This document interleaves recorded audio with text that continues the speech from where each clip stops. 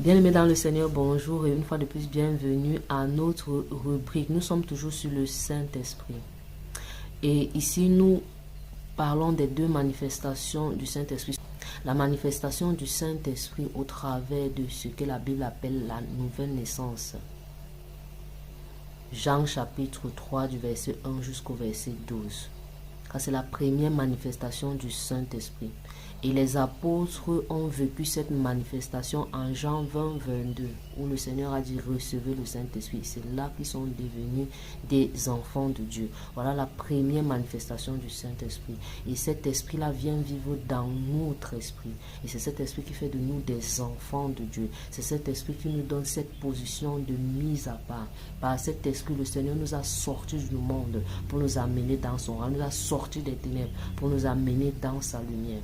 Voilà la première manifestation du Saint-Esprit. La deuxième manifestation du Saint-Esprit, c'est le Saint-Esprit que nous recevons ou qui se manifeste au travers de ce que les Écritures appellent le baptême du Saint-Esprit. Les apôtres ont été baptisés du Saint-Esprit en Actes chapitre 4, je crois, verset 31, jusqu'au verset 32. Voilà une autre manifestation du Saint-Esprit au travers du baptême du Saint-Esprit. Et son but, c'est de nous accompagner dans le service de Dieu que nous rendons aux hommes.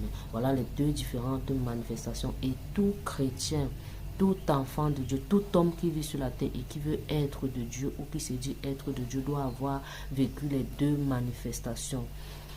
On a envie de dire c'est juste parce quand on veut servir ou peut-être quand on a un appel qu'on doit prier pour le baptême du Saint-Esprit. Non, même pour servir aux tables, même pour vivre une vie au quotidien, même pour aller dans son travail séculier, même pour s'occuper de sa famille, de sa maison, de ses affaires, on a besoin d'être baptisé du Saint-Esprit. Donc ces deux manifestations-là, si tu es chrétien, tu dois les vivre ou tu les as déjà vécues. Dieu vous bénisse. À la prochaine pour une nouvelle rubrique.